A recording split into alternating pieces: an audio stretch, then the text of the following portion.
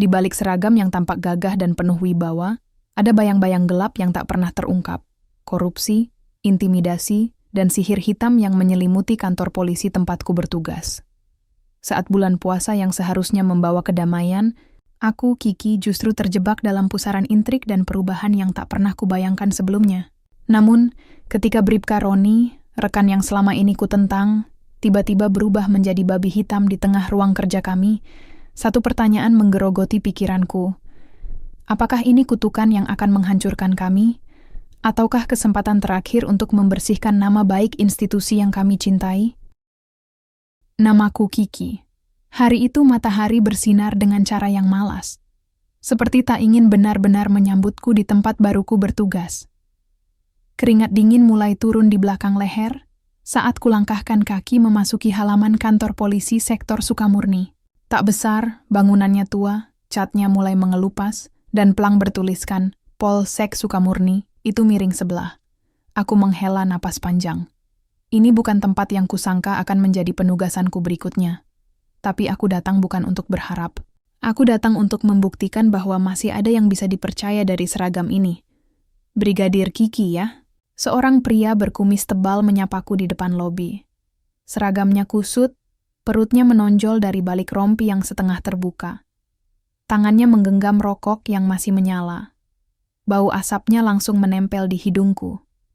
Iya, Pak. Aku memberi hormat. Gak usah terlalu tegap begitu, santai aja. Di sini gak pakai formal-formalan begitu. Dia tertawa pendek lalu menepuk bahuku. Saya Roni Bribka, tapi panggil aja Bang Roni. Aku mengenalnya. Setidaknya dari cerita-cerita yang pernah kudengar dari rekan-rekan di tempat lama. Bribka Roni adalah legenda gelap yang disebut-sebut gemar membantu pedagang kaki lima dengan syarat yang tak pernah tertulis dalam buku panduan polisi. Kalau mereka tak mau bantu, maka lapak mereka kena razia besoknya. Tapi semua itu baru cerita. Aku belum punya bukti. Dan aku tidak suka berasumsi sebelum menyelidiki sendiri. Hari pertama ya? Tanya Roni lagi. Iya bang. Puasa kan? Iya. Alhamdulillah masih kuat. Dia tertawa pelan, lalu berjalan mendahuluiku masuk ke dalam. Di sini, yang penting kuat mental. Kalau soal puasa, ya nanti juga biasa. Aku tidak menjawab, tapi langkahku terasa berat tiba-tiba. Ruang kerja kami sempit dan ramai. Ada belasan meja yang berjejer saling berdempetan. Penuh dengan map, berkas, gelas kopi setengah isi, dan puntung rokok. Di pojok, ada televisi tua menggantung di dinding, yang terus menyala tanpa suara. Di bawahnya, kulihat dua petugas tidur di kursi plastik. Ini mejamu, kata Roni menunjuk ke arah meja kosong di sudut belakang. Aku mengangguk pelan, duduk. Mataku menyapu seluruh ruangan. Wajah-wajah letih, malas dan tak acuh menyambutku dari berbagai arah. Seolah aku hanya tambahan beban, bukan rekan baru. Tak ada sambutan. Tak ada perkenalan resmi.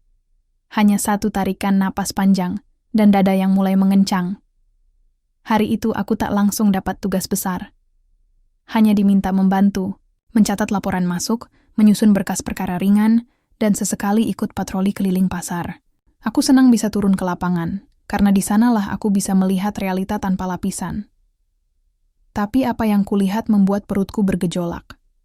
Seorang ibu tua, lusuh, kerudungnya sobek sedikit di ujung, tangannya gemetaran, sedang berdiri, di depan lapaknya yang kecil. Ia menjual gorengan dan minuman dingin. Roni mendekatinya dengan langkah cepat, wajahnya datar. Tanpa basa-basi, ia menyodorkan tangan. Mana, Bu? Tanyanya datar. Maaf, Bang Roni. Hari ini belum ada. Dagangan sepi. Roni mencibir. Gorenganmu itu enak, tapi lapak kayak gini bisa habis dalam semalam kalau saya kasih kode ke Satpol. Mau? Ibu itu tertunduk. Tangannya gemetar saat merogoh dari balik kaleng bekas biskuit. Dia menyerahkan 2 lembar uang lusuh ke tangan Roni. Cuman segini? Nada suara Roni meninggi. Maaf bang, cuman itu yang ada. Buat buka puasa. Anak saya juga tinggal itu. Roni menarik napas, lalu tertawa pendek. Ya sudah, tapi ingat minggu depan nambah. Jangan sampai saya bosan lihat lapak ini. Aku berdiri membeku. Jantungku berdetak keras. Ingin rasanya aku maju dan menghentikannya. Tapi ini hari pertama. Tak ada bukti, tak ada kuasa. Hanya rasa muak yang menggumpal di dada. Setelah patroli selesai, aku mencatat semuanya di buku kecilku. Diam-diam. Tiap kejadian. Tiap nama. Tiap tanggal. Aku tak tahu kapan bisa bergerak. Tapi aku tahu, semua harus dicatat. Sebab ingatan bisa dibantah, tapi tulisan tidak. Hari-hari pertama di kantor polisi ini terasa seperti menyaksikan api kecil di tengah tumpukan jerami kering. Berbahaya, tapi semua orang pura-pura tak melihat. Sudah 2 pekan aku bertugas di Sukamurni. Setiap hari, pola yang sama terulang. Roni berkeliling pasar dengan motor dinas, membuka jaket seragam hanya untuk memperlihatkan pistol di pinggangnya. Ia tak perlu mengancam dengan kata-kata, karena tatapannya saja sudah cukup membuat para pedagang gemetar. Tangannya tinggal terulur, dan uang akan berpindah tempat. Dan bukan hanya Roni. Aku mulai menyadari beberapa nama lain pun bermain dalam irama yang sama. Irama uang, tekanan, dan kebisuan. Ada Pak Santosa, Wakapolsek, yang hampir selalu mengangguk. Setuju setiap Roni menyampaikan hasil penertiban. Ada juga Wahyu, senior yang saban sore duduk santai di ruang tunggu dengan 2 amplop coklat di atas mejanya, sambil menyeruput kopi dan menggulir layar ponsel. Aku bisa saja menutup mata, menganggap semua ini bukan urusanku. Tapi aku tahu, jika aku diam hari ini, maka aku ikut andil dalam kebusukan yang mereka tanamkan dari tahun ke tahun. Masalahnya, aku sendirian. Suatu malam, aku memberanikan diri mengetuk pintu ruang Kapolsek, Kompol. Satria, pria paruh baya yang dikenal pendiam. Banyak yang bilang beliau bukan bagian dari lingkaran dalam, tapi juga tak banyak campur tangan. Ia tipe yang menjaga jarak, netral, atau pura-pura netral. Silakan masuk. Suaranya berat namun tak terdengar dingin. Aku masuk dengan hati-hati. Maaf, Komandan. Saya Kiki, ingin menyampaikan sesuatu. Ia mengangkat wajah dari berkas di mejanya. Ya, duduk Kiki. Aku duduk. Tanganku mengepal diam-diam di pangkuan. Saya ingin melaporkan kemungkinan adanya pelanggaran prosedur yang terjadi selama patroli pasar. Saya lihat sendiri ada dugaan pungutan liar oleh rekan saya, Bribka Roni. Henning, tatapan Kompol Satria tak berubah, tapi ia tak langsung bicara. Sudah punya bukti? Tanyanya pelan. Belum, Komandan. Tapi saya sedang mencatat semua kejadian. Saya yakin bisa mengumpulkan data. Berhenti. Aku terdiam. Nafasku tercekat. Dengar, Kiki. Saya tidak bilang kamu salah. Tapi kamu baru di sini. Belum genap 1 bulan. Apa kamu yakin tahu apa yang kamu hadapi? Saya mencoba menjawab, tapi kata-kata itu terasa menggantung di kerongkongan. Di sini, segala sesuatu punya cara masing-masing. Kalau kamu ingin melakukan sesuatu, kamu butuh waktu, butuh dukungan. Kalau kamu melawan terlalu cepat, kamu akan hancur sebelum sempat melangkah. Tapi, Komandan, bagaimana dengan masyarakat? Kalau kita diam, sama saja. Tidak semua orang bisa kamu selamatkan hari ini, Kiki. Kalimat itu mengiris. Tapi lebih menyakitkan dari kalimat itu adalah, aku tahu dia benar. Aku pulang malam itu dengan hati campur aduk. Masih dalam keadaan puasa. Perutku kosong, tapi yang paling terasa kosong adalah harapanku.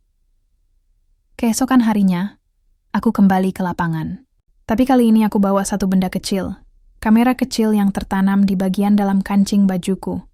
Aku tahu itu mungkin melanggar protokol, tapi aku tak punya pilihan. Hanya ada 2 jalan, menjadi bagian dari kebusukan atau melawan dengan cerdas.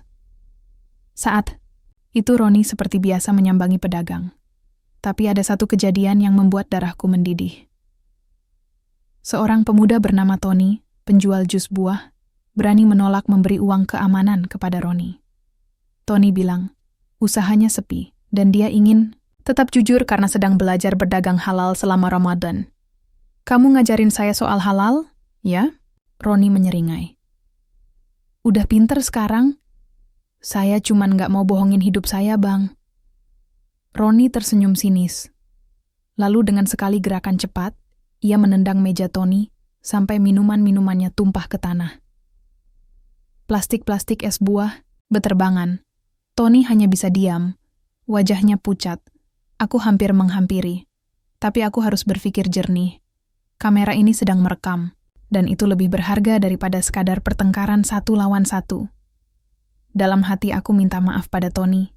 Tapi aku berjanji, rekaman ini akan jadi awal dari perubahan. Beberapa hari kemudian, aku pulang ke kontrakan dan menyalin semua rekaman dari kamera kecil itu ke dalam laptop. Suara Roni terdengar jelas, termasuk saat ia menghina, menekan, dan memaki para pedagang. Aku menonton video itu berulang kali. Setiap kali menontonnya, hatiku semakin yakin. Aku tak boleh diam. Tapi, kepada siapa aku bisa mengadu? Kapolsek sudah memperingatkan secara halus. Rekan-rekan lain? Mereka ikut tertawa setiap Roni melucu soal uang THR dari rakyat. Malam itu aku duduk termenung. Angin Ramadan bertiup pelan dari jendela kecil kamarku. Dari kejauhan, kumandang tadarus mengalun, menyentuh dada yang sedang goyah, ya Allah, kuatkan aku. Aku menulis surat anonim malam itu. Menyamar dalam gaya bahasa dan tanpa identitas. Isinya, laporan dugaan pungli, bukti video, dan kesaksian pribadi. Lalu aku unggah ke kotak aduan digital yang pernah dibuka oleh pihak divisi Propam. Pusat, apakah akan langsung ditindak? Entahlah. Tapi setidaknya, aku tidak lagi diam. 3 hari kemudian, suasana kantor berubah. Roni terlihat gelisah. Ia mondar-mandir tanpa arah. Beberapa petugas senior mulai bisik-bisik. Ada yang bilang, ada laporan masuk. Katanya soal pungli. Aku hanya diam. Duduk di meja. Menulis seolah-olah aku tidak tahu apa-apa. Tapi jantungku berdetak cepat seperti genderang perang. Di sore harinya, Roni menatapku tajam dari seberang meja. Ki, gimana? Nyaman kerja di sini? Aku menoleh. Tersenyum tipis. Nyaman, Bang. Tapi masih belajar banyak. Belajar apa? Tanyanya sambil menyipitkan mata. Belajar nahan marah, jawabku pelaku. Tak pernah menyangka bahwa menyelidiki kebenaran di kantor polisi yang sudah berlumur korupsi itu akan membawa luka yang jauh lebih dalam daripada sekadar luka fisik. Luka yang kurasakan hari ini adalah luka hati, dari seseorang yang terpuruk, terluka oleh ketidakadilan yang berbalut kuasa. Hari itu, setelah selesai menjalankan tugas piket di kantor, aku mendapat kabar dari seorang pedagang kecil yang kutahu sedang menjadi korban pemerasan Bribka Roni. Namanya Pak Warno, penjual sayur keliling yang sudah bertahun-tahun berjuang menghidupi keluarganya. Beberapa minggu terakhir, ia terlihat makin kurus dan murung. Aku memutuskan untuk mencari tahu. Aku menemukannya di sudut pasar yang sudah sepi menjelang siang. Badannya kurus, kulitnya kusam, dan matanya yang biasanya cerah kini redup, penuh kelelahan. Dia duduk di atas gerobak tuanya, tanpa banyak bicara. Pak Warno, panggilku perlahan, agar tidak mengejutkannya. Dia menoleh, dan senyum tipis tersungging di wajahnya. Kiki, kau polisi yang baru ya? Iya, Pak, saya Kiki. Saya ingin tahu, bagaimana keadaan Bapak belakangan ini? Dia menghela napas, lalu mengangguk pelan. Lelah, Nak, lelah sekali. Uang buat bayar sewa gerobak, untuk makan anak istri. Makin hari makin susah. Kalau nggak ada yang bantu, entah bagaimana aku harus bertahan. Aku tahu dia tak ingin menyebut nama Bribka Roni, tapi tatapan matanya sudah cukup mengatakan semuanya. Aku duduk di sampingnya, mencoba memberi semangat dengan kehadiranku. Pak Warno, saya ingin membantu. Tapi saya butuh Bapak berani bicara, memberitahu apa yang sebenarnya terjadi. Dia terdiam beberapa saat, lalu pelan-pelan berkata, setiap hari, aku harus kasih uang ke Roni. Katanya buat keamanan. Katanya juga supaya dagangan nggak diganggu. Tapi uangnya makin banyak, Nak. Seminggu ini aku nggak sanggup. Aku tahu ini berat, Pak. Tapi tolong, jika ada kejadian buruk, bilang ke saya. Aku akan berusaha sebisaku. Dia tersenyum getir. Terima kasih, Kiki. Tapi jangan berharap banyak. Mereka sudah seperti keluarga di sini. tapi keluarga yang licik. Aku mengangguk, menelan perih dalam. Setelah pertemuan itu, aku kembali ke kantor dengan kepala penuh pikiran. Suasana di dalam ruangan tak pernah berubah. Para polisi bersenda gurau, sementara di luar, para pedagang kecil berjuang tanpa perlindungan. Aku membuka laptop dan mulai mengetik laporan singkat tentang kondisi Pak Warno. Tapi saat itulah aku menerima telepon dari temanku Dedi yang bekerja di bagian kriminal. "Kiki, aku dengar kamu lagi ribut soal Roni." Aku menarik napas dalam. "Iya, Dad. Aku nggak bisa diam lagi." Dedi terdengar ragu. "Hati-hati, Ki. Ini bukan masalah kecil. Roni bukan cuma polisi biasa. Dia punya teman di atasnya. Kalau begitu, aku harus buktikan lebih banyak. Aku nggak bisa biarkan ini terus berlanjut." Dedi menghela napas. "Kalau kamu nekat, aku akan dukung sebisaku. Tapi jangan terlalu berani." Aku mengakhiri telepon dan melanjutkan pekerjaanku. Namun, ada sesuatu yang mengganjal. Beberapa hari kemudian, saat aku sedang berpatroli di pasar, aku melihat sesuatu yang membuat darahku mendidih. Roni sedang berteriak kepada seorang pedagang kecil yang ketakutan. Aku segera mendekat dan mencoba menenangkannya. Tapi Roni menatapku dengan tatapan dingin. "Ini urusan saya, Kiki. Jangan ikut campur." Aku mengangkat bahu, tetap diam, tapi dalam hatiku aku bersumpah akan melindungi mereka yang lemah, walau harus melawan sistem. Tiba-tiba, suara gaduh terdengar dari arah belakang pasar.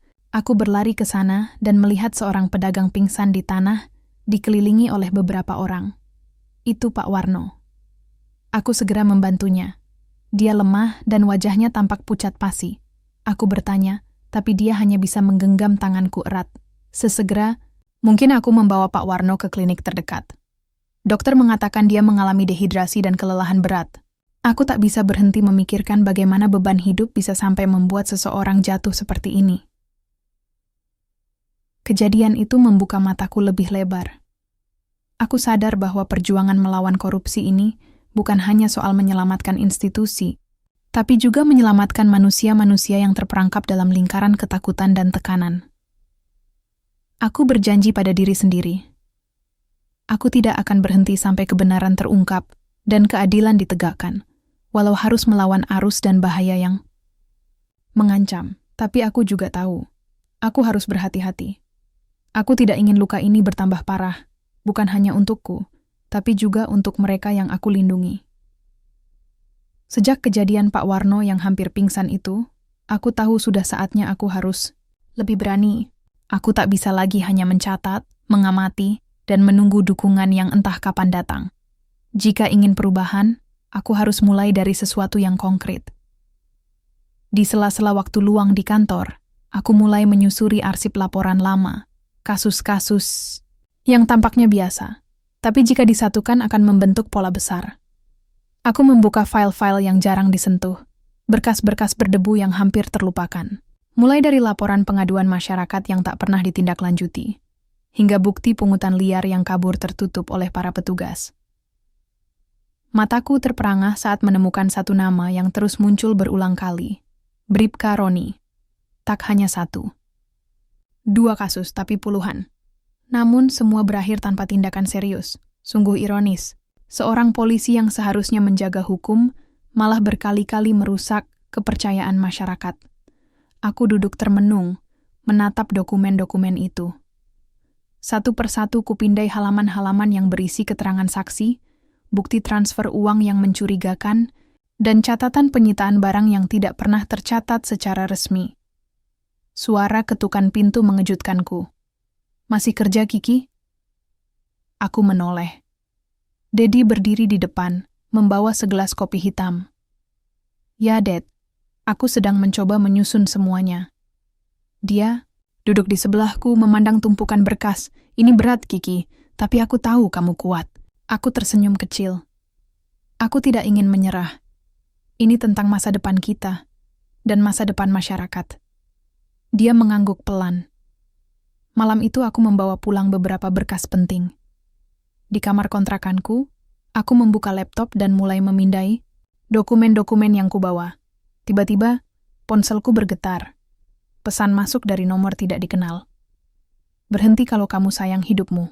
Aku terdiam. Pesan itu membuat bulu kudukku berdiri. Tapi aku tidak takut.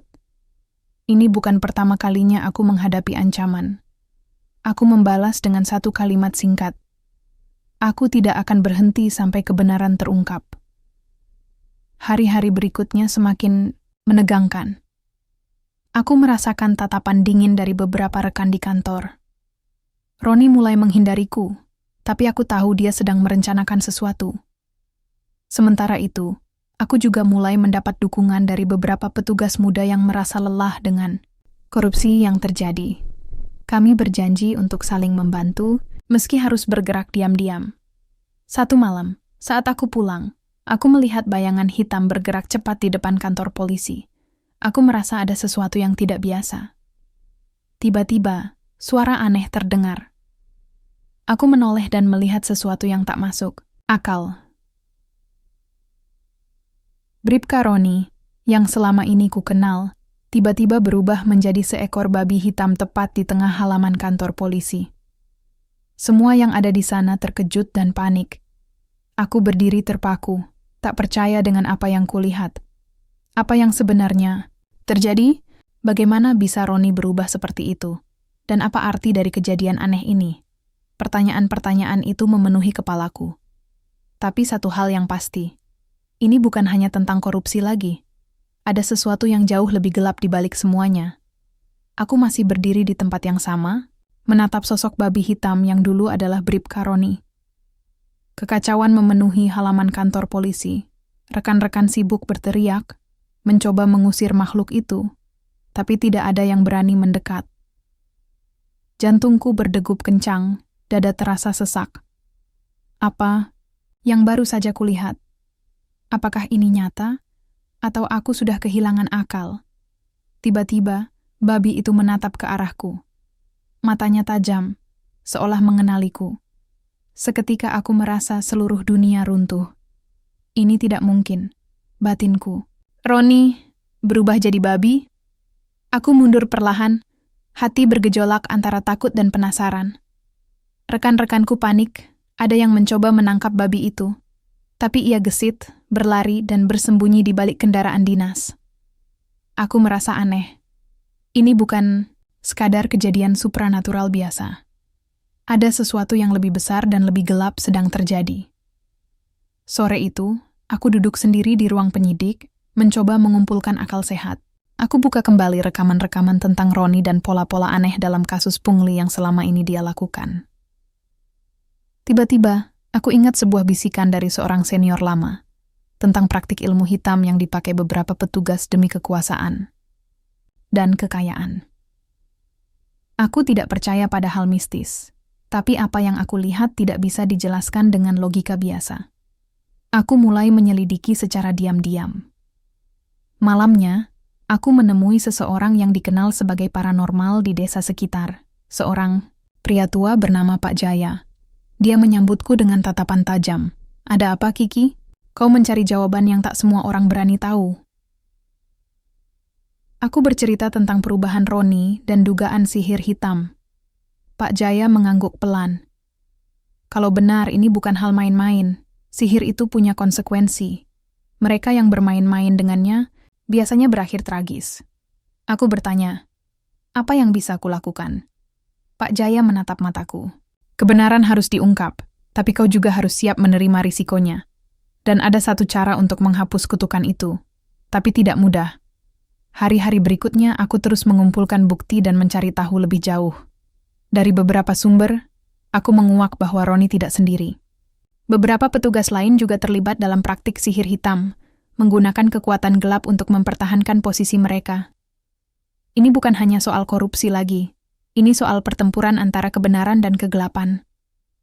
Aku merasa tekanan semakin berat, bukan hanya dari luar, tapi juga dari dalam diriku sendiri. Aku mulai merasakan bahwa perjuanganku bisa membahayakan nyawaku. Tapi aku bertekad, aku harus melawan. Aku harus membersihkan institusi ini, bukan hanya dari korupsi, tapi juga dari bayangan gelap yang menyelubungi. Malam itu aku kembali ke kantor polisi. Di sudut ruang tahanan, aku menemukan babi hitam itu lagi. Tapi kali ini berbeda. Ada sesuatu yang berubah dalam tatapannya, seolah ia berusaha berkomunikasi. Aku berdiri dekat, perlahan mengulurkan tangan. Tiba-tiba, babi itu mengeluarkan suara seperti manusia, tapi samar. Aku terperangkap. Suara itu membuat darahku berdesir. Ini bukan sekadar kutukan. Ini jeritan jiwa yang terbelenggu oleh keserakahan dan dosa. Aku tahu, untuk menyelamatkan Roni, aku harus mengungkap dan menghancurkan akar kejahatan ini. Dan perjalanan itu baru saja dimulai. Suara itu terus membekas di telingaku. Aku terperangkap, aku berdiri terpaku, menatap babi hitam yang kini bukan sekadar makhluk aneh, tapi adalah sosok yang pernah kukenal sebagai Bribka Roni. Kepingan-kepingan misteri mulai tersusun dalam benakku. Ini bukan sekadar kutukan. Ini adalah jeritan jiwa yang terperangkap dalam penderitaan akibat keserakahan dan dosa yang telah ditumpuk selama bertahun-tahun. Kutarik napas panjang, mencoba mengumpulkan keberanian. Aku tahu aku harus bertindak cepat. Setiap detik berlalu, luka di hati institusi ini makin dalam, dan aku harus menjadi jembatan menuju penyembuhan. Malam itu aku memutuskan untuk kembali menemui Pak Jaya, sang paranormal tua yang pernah kupercayai sebagai kunci membuka tabir gelap ini. Di rumah kayunya yang sederhana, aroma dupa dan lilin memenuhi ruangan. Pak Jaya memandangku tajam, seolah tahu aku membawa beban berat. Aku ceritakan semua yang terjadi sejak babi hitam itu muncul, hingga suara lirih yang kudengar. Kalau sudah sampai tahap ini, Kiki, kau harus siap menghadapi pertarungan yang tidak hanya fisik, tapi juga batin, katanya serius. Sihir hitam itu punya akar dalam yang kuat. Membuka paksa bisa berakibat fatal. Aku menatap matanya. Aku siap. Aku tidak bisa mundur sekarang. Ini bukan hanya tentang Roni, tapi juga tentang keadilan. Pak Jaya mengangguk, lalu menyerahkan sebuah kotak kayu kecil padaku. Ini obatnya, tapi kau harus gunakan dengan hati-hati. Jangan sampai kau sendiri terjerumus ke dalam gelap. Kembali ke kantor polisi, suasana semakin mencekam. Beberapa petugas mulai bertingkah aneh. Ada yang menghindariku, bahkan mengancam diam-diam. Tapi aku tidak gentar. Aku tahu ada kekuatan gelap yang mengikat mereka, dan aku harus memutus rantai itu. Aku mengumpulkan beberapa petugas muda yang kukenal jujur. Mereka sepakat membantuku membersihkan institusi dari dalam. Malam harinya, aku mulai ritual yang diajarkan Pak Jaya.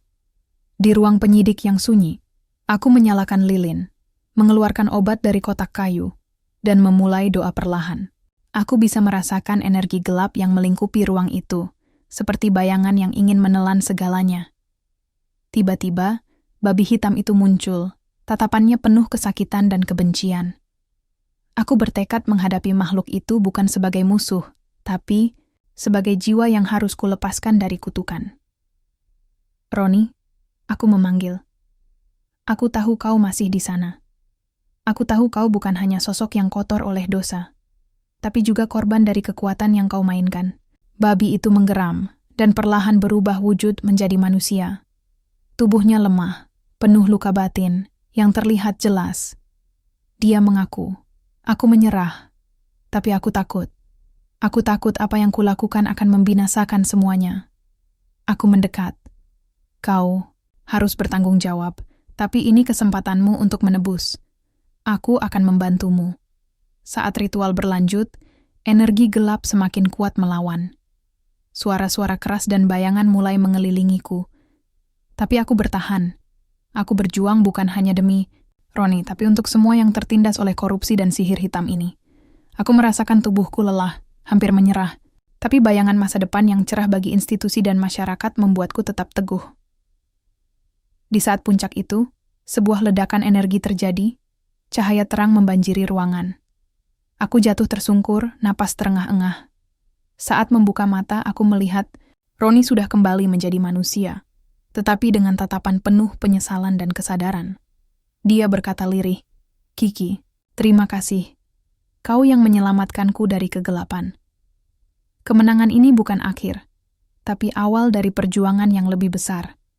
Aku tahu, membersihkan institusi ini dari korupsi dan kegelapan adalah tugas seumur hidup. Namun, aku tidak sendiri. Ada harapan baru yang mulai tumbuh. Setelah malam penuh perjuangan yang hampir merenggut nyawaku, aku masih terbaring di ruang penyidik. Perlahan, kesadaran kembali menyelimuti pikiranku. Di depanku, Roni duduk termenung. Wajahnya tak lagi seperti sosok arogan yang selama ini ku kenal, melainkan seorang pria yang hancur oleh penyesalan. Aku menarik napas panjang. Roni, apa yang kau rasakan sekarang? Dia menunduk, suara serak keluar dari bibirnya. Aku takut. Takut pada diri sendiri. Takut pada apa yang telah kulakukan. Tapi aku juga bersyukur kau tidak menyerah padaku. Aku menatapnya dengan penuh harap. Ini kesempatan untuk memperbaiki semua, bukan hanya untukmu, tapi untuk institusi ini juga. Hari-hari berikutnya, suasana di kantor berubah perlahan. Beberapa petugas yang sebelumnya membelaku mulai bergabung membangun komitmen untuk perubahan. Kami membentuk kelompok kecil yang bekerja secara rahasia, menyelidiki setiap kasus korupsi dan mengumpulkan bukti nyata. Aku dan Roni sering berdiskusi panjang, membongkar satu persatu kebusukan yang selama ini tersembunyi. Aku melihat perubahan dalam dirinya, dari sosok yang penuh keserakahan menjadi seseorang yang mulai memahami arti tanggung jawab. Namun, bukan berarti perjalanan ini mudah. Banyak pihak yang tidak senang dengan gerakan kami. Ancaman dan intimidasi. Datang silih berganti, bahkan kadang dari dalam. Suatu hari aku menerima pesan singkat. Berhenti atau kau akan menyesal. Tapi aku sudah tahu, mundur bukanlah pilihan. Aku harus terus melangkah meski jalannya penuh duri. Pada suatu sore aku mengunjungi Pak Warno yang kini sudah mulai pulih. Melihat senyum tipis di wajahnya, aku merasa semangatku kembali membara. Kiki, katanya, kau sudah jadi harapan kami. Kata-kata itu membuat dadaku sesak. Ini bukan hanya tentang aku atau Roni, tapi tentang ribuan orang yang berharap pada kami.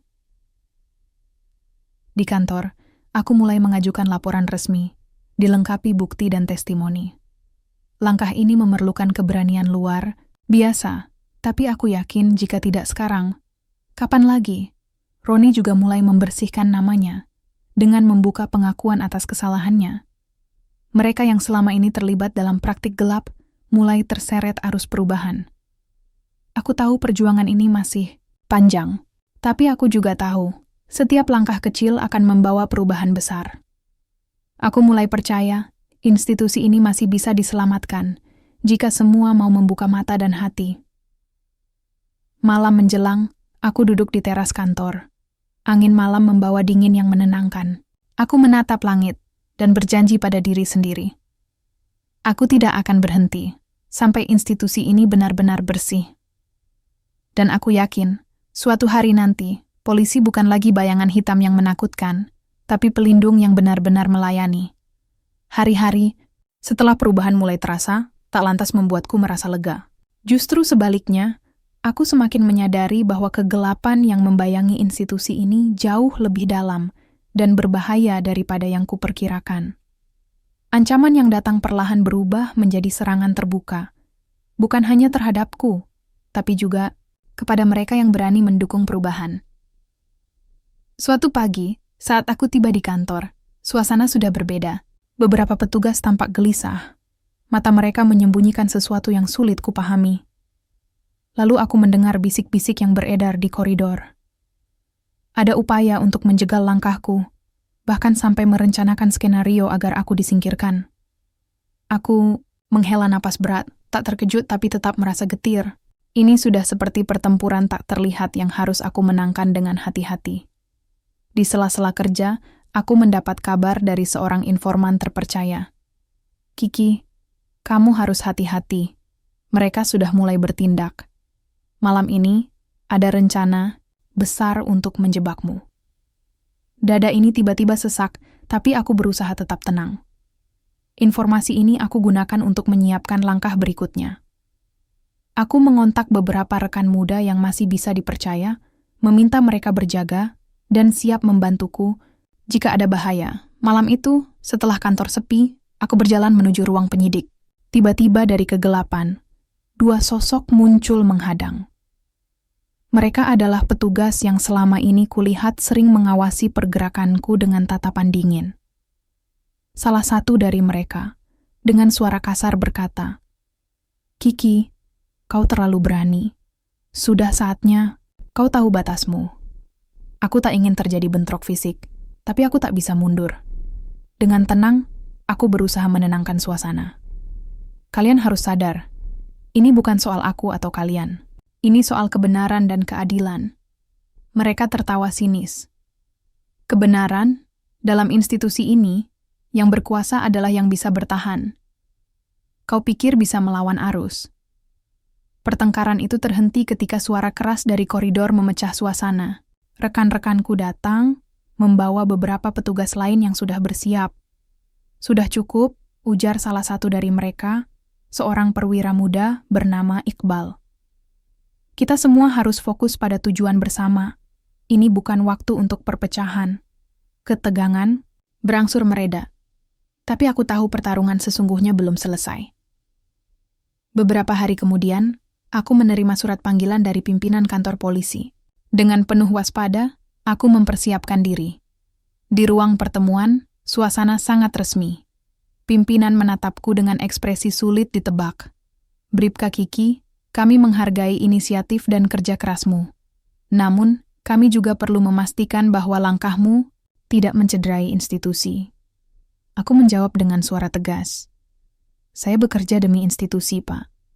Demi membersihkan dan memperbaiki. Jika ada kesalahan, saya siap bertanggung jawab." Diskusi berlangsung panjang. Aku membuka bukti-bukti yang aku kumpulkan, mulai dari dokumen pengaduan sampai rekaman yang mengungkap praktik pungli dan sihir hitam yang selama ini tersembunyi. Pimpinan terlihat gelisah. Beberapa petugas senior yang duduk di sana saling berpandangan. Aku tahu saat itu, aku telah menyentuh sesuatu yang sangat sensitif. Tiba-tiba, dari pintu ruangan muncul sosok yang tidak aku sangka. Bribka Roni yang kini sudah kembali menjadi manusia.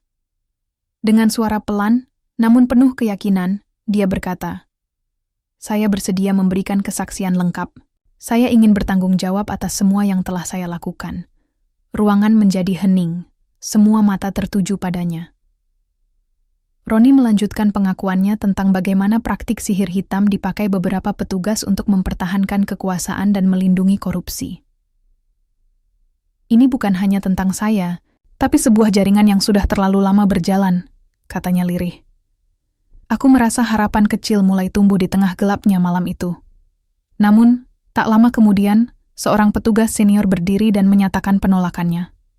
"Kita tidak bisa membiarkan aib ini keluar. Kita harus menjaga nama baik institusi. Aku tahu ini bukan hal mudah.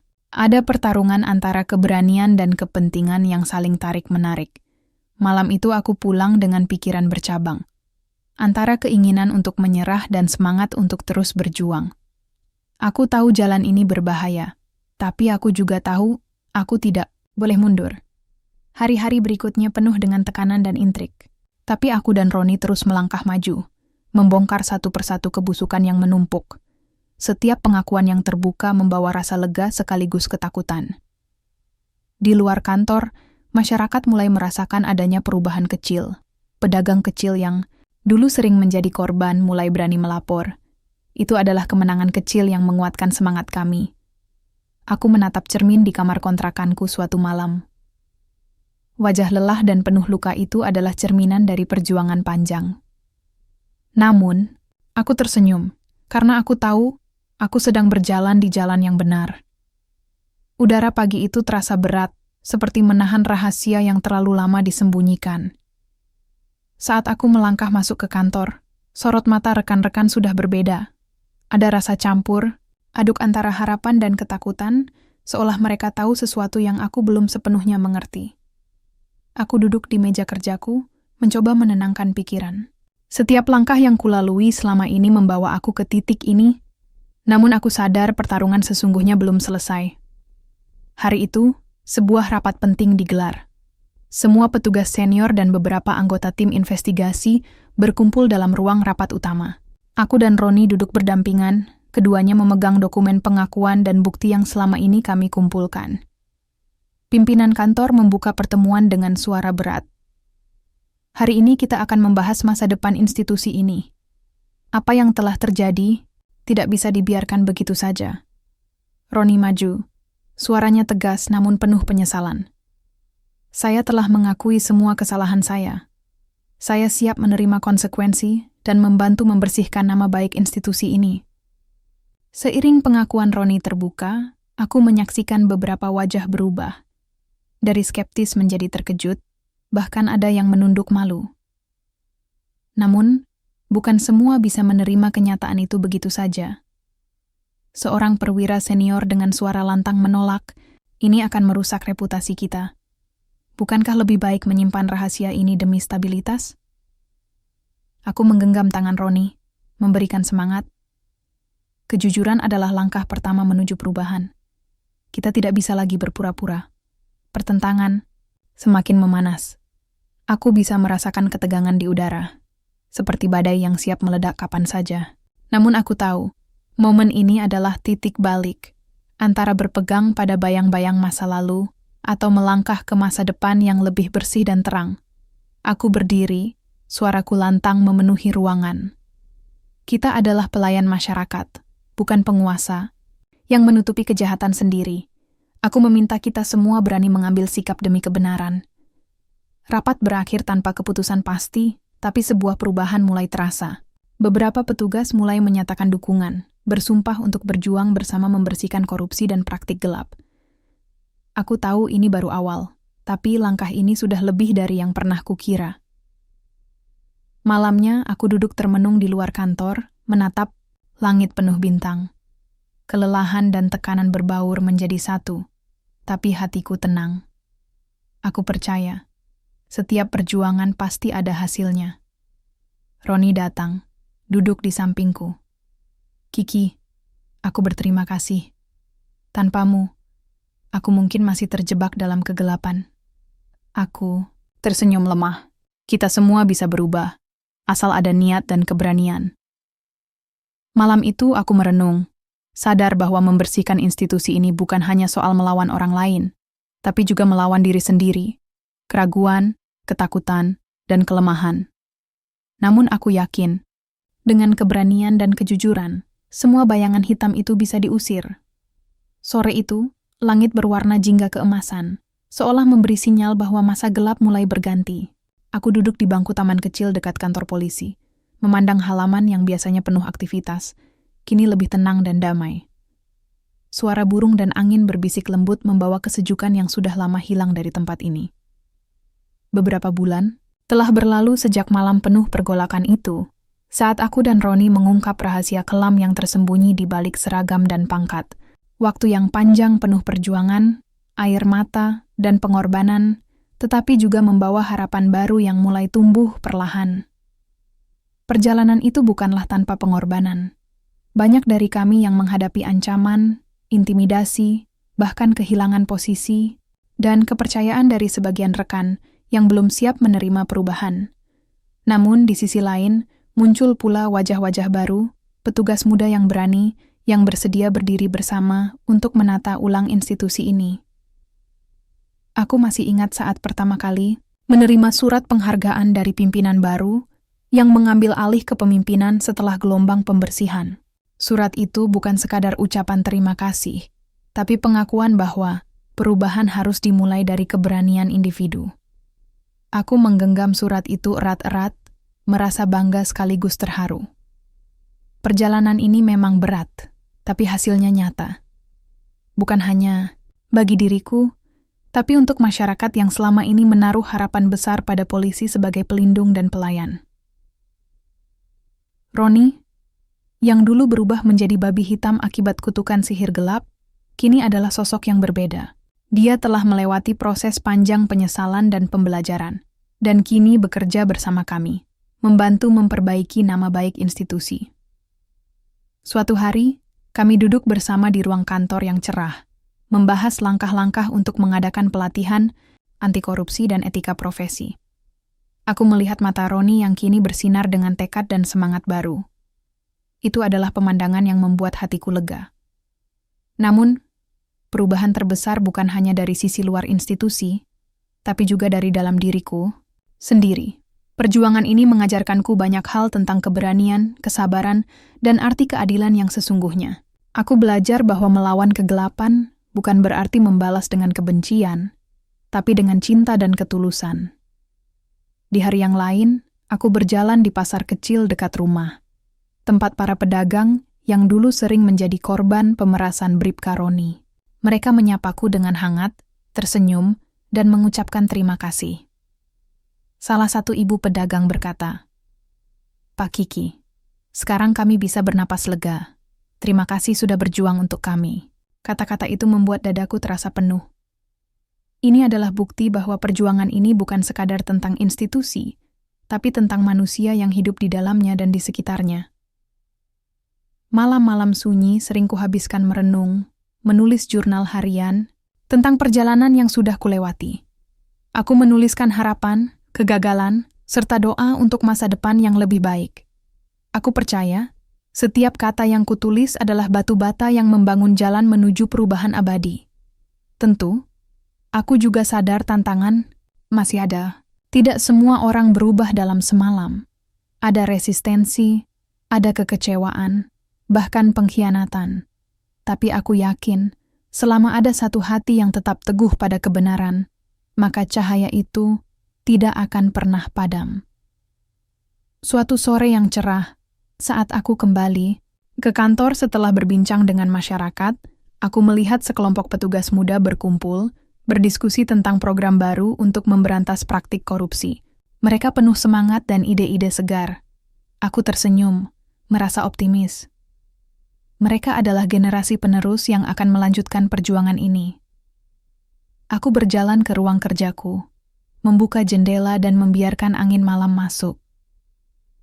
Di luar sana, kota kecil ini terus berdenyut dengan kehidupan yang tak pernah berhenti. Aku menarik napas dalam-dalam dan berbisik pada diri sendiri. Ini baru awal, Kiki.